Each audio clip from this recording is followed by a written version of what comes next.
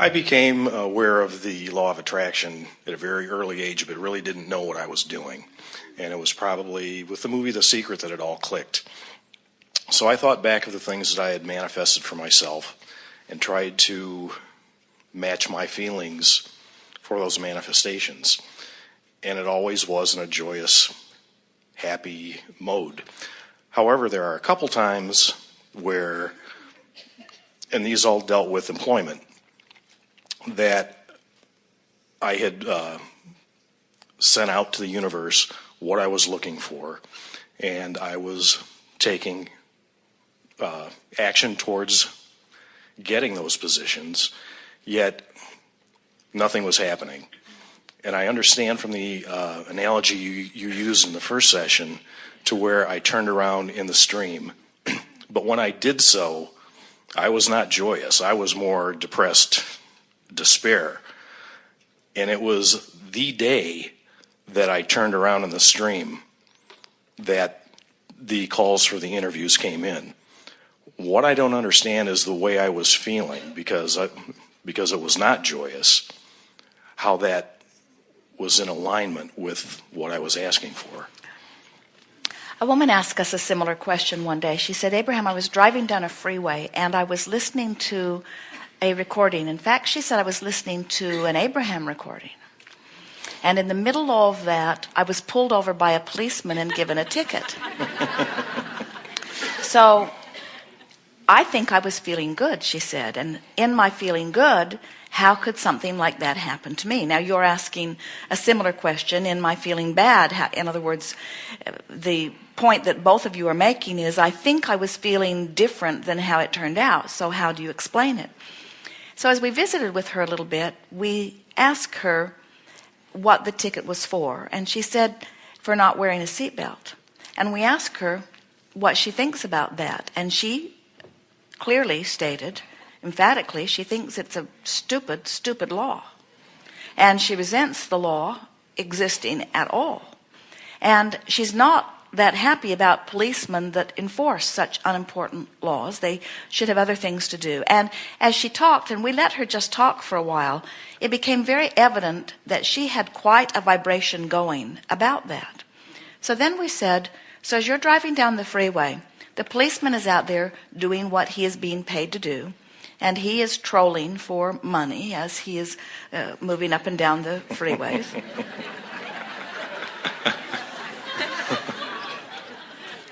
And different people have different vibrations about this same subject. And of all of the people anywhere in his vicinity, there was a beacon coming out of your car that said, I'm what you're looking for. And so we explained to her that even though she was in that moment feeling pretty good, comparatively speaking, that still there was an active vibration within her that made her a vibrational match. And then we like to say to all of you, there's an active vibration within you that makes you the vibrational match to everything that happens. So sometimes when your desire is very strong, even though your expectation or your belief is not up to speed with your desire, sometimes the power of that desire is very strong. So this is what happened to you. Through the life that you were living, you had launched that rocket of desire, and you very, very much wanted that interview. In other words, that had been in motion for a long time. And even though you were beating the drum of something that was keeping you from being a perfect vibrational match to it, your desire was very strong. You know earlier how we said the stream is going to have its way with you? So what you experienced was the power of your desire in spite of your negative expectation.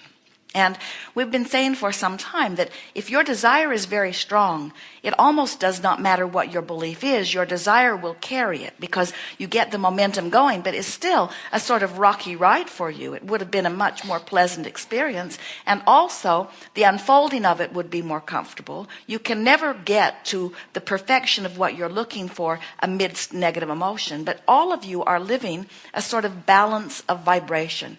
And sometimes your desire is stronger than your belief. Sometimes your belief is stronger than a desire. In other words, how would you explain it that some people get cancer even though they really, really don't want it? And we say it isn't because they're looking at the subject of cancer necessarily and beating the drum of it. It's that the vibrational essence of their life based upon what they are looking at is what's manifesting. And so that's what we want to say to all of you. What is manifesting in your life is always an exact replication of the balance of vibration within you. And one way of knowing what your vibration is just to watch and see what manifests. We call that post-manifestational awareness.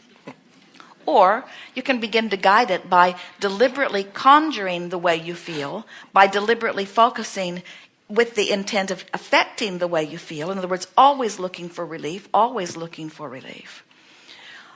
Also, whenever you focus, in other words, look at it this way. So you'd been living life and you'd launched that rocket. And it was well along the way. And you were taking score and becoming increasingly agitated because you needed the job. And as you were focusing somewhat negatively, which is the place that you are taking score from, in other words, surprising that in my strong determination and subsequent negative emotion, that would be the time that it broke loose. And we say there's a lot of power in the feeling of determination, isn't there? In other words, determination can feel like determination. Rarely would we describe that in negative emotion. In other words, when something isn't going right and you say, all right, that's it, I'm going to make this happen. There's a determination that is a downstream sort of movement. And so as you play with this more, you will learn to fine-tune the way you're feeling more. But just know, nothing happens that is not a vibrational match to the balance of the vibrations within you.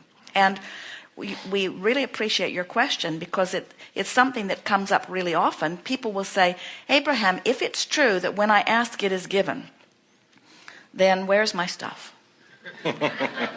And we say, it is given when you ask, but you must find a way to become a vibrational match to what you're asking for. And that's the whole part of the art of allowing. It's learning to know what this feeling means, learning to know what this feeling means. And so you have this combination of things going on inside of you all of the time. The combination of how fast the stream is flowing and what you're doing in relationship with the stream. A woman said to us one day, it's not fair, Abraham. I'm sick. I have 3 or 4. She named them really big label diseases.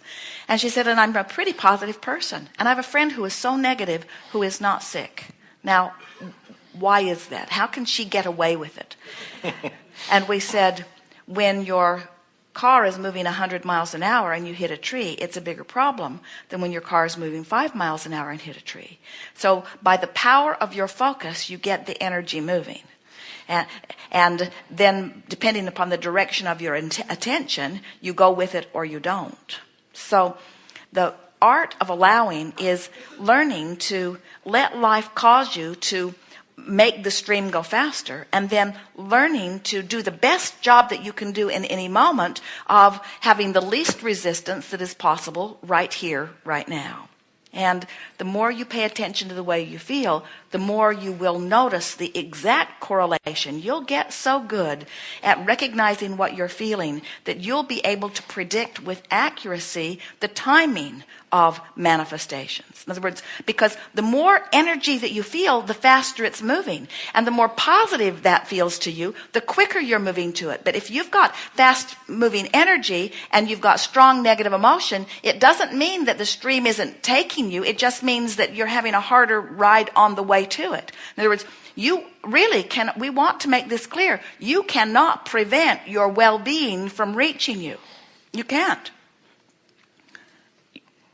You might have to croak to get it, but you cannot keep your well-being from reaching you. Some of you just get very practiced at holding it off longer than it needs to be held off. Helpful? Very. Thank you.